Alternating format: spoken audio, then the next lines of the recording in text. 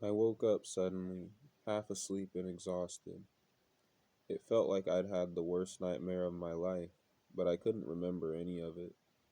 Despite this, I still felt extremely scared and anxious. As I began to wake up more, I noticed it felt like I was being dragged. Thinking I was being dragged out of bed, I tried to kick at whoever was pulling me, but my legs wouldn't move. I soon realized neither would the rest of my body except my eyes. I closed my eyes and tried to force myself back to sleep, but it only woke me up more. It didn't help, it felt like I was being dragged through what felt like thick, wet mud. When I finally opened my eyes, they started to burn, causing me to wince from the pain. I struggled to open them again as my eyelids fought against me to stay closed. As I kept trying to open my eyes, I started to wonder where I was being taken. When my eyes stopped burning and adjusted to the bright, yet somehow dim lights, I stopped breathing. I was being dragged through a hospital corridor, but the walls and ceiling were covered in a thick black substance that covered everything like pith on a freshly peeled orange. I strained my eyes to get a look at who was dragging me, but could only see the top of their black curly hair. I shut my eyes and tried to calm myself down, telling myself it was nothing more than a sleep paralysis nightmare. This wasn't anything new, it was just more fucked up than I was used to. I could feel tears pushing past my eyes and rush down my cheeks as I started to believe myself less and less. When I opened my eyes again, I was face to face with someone. He was bent over and looking directly into my eyes. He looked like any other person, but his eyes disturbed me. One was an ocean of pure white that seemed to swirl like a cloud. His iris was an inky black slit that resembled a bottomless ravine.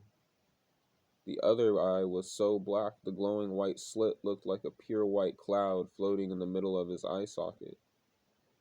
Looking into his eyes made me uncomfortably aware of my mortality, and left no doubt in my mind that he regarded my life with the concern someone would have for dirt under their feet. I strained my eyes to look in front of me again, and they teared up to the point my vision was blurred. The curly haired person was no longer in front of me, even though I was still moving. I tried to rationalize it, but couldn't come up with anything. I was so lost in thought and self pity that I didn't notice my eyes were bulging out until I felt the pain. As the pain grew, I noticed it felt more like they were being slowly pulled out. My nerves and blood veins were desperately trying to stay intact as my vision began to warp. I could feel the air caressing them as they were pulled farther away from my face, causing me to feel an overwhelming sense of disgust and discomfort. The nerves and the blood veins tore until they came free with a pop, and I felt the severed tails slide out of my eye sockets. The pain caused an awful symphony of cries and screams to erupt from my mouth and echo through the corridor. But as soon as I started, my jaw was slammed shut, my teeth cleanly severing my tongue. My eye sockets and mouth overflowed with blood as I began drowning in it. Seconds turned to minutes as I started to wonder when I'd die, and as more time passed, I started to wonder why I hadn't died yet. My feet suddenly dropped to the floor with a loud, wet smack.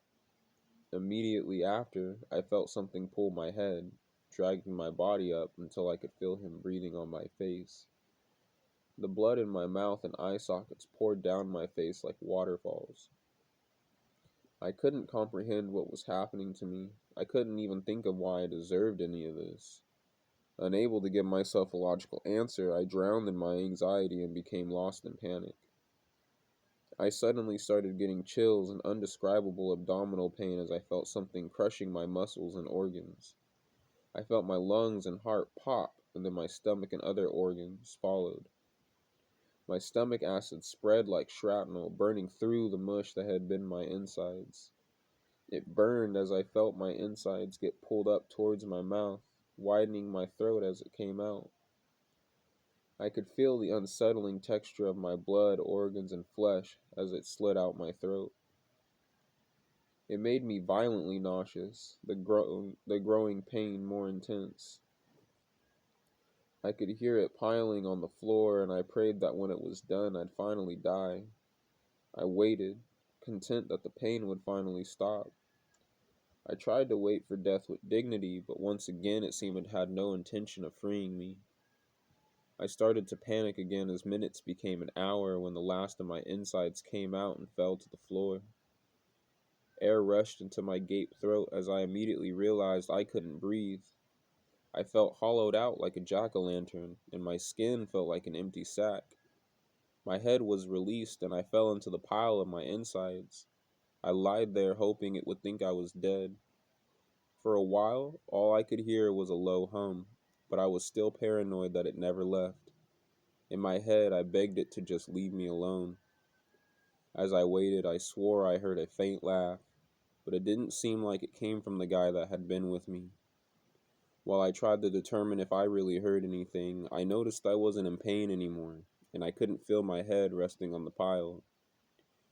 I felt more and more detached, like I was floating deeper into a void.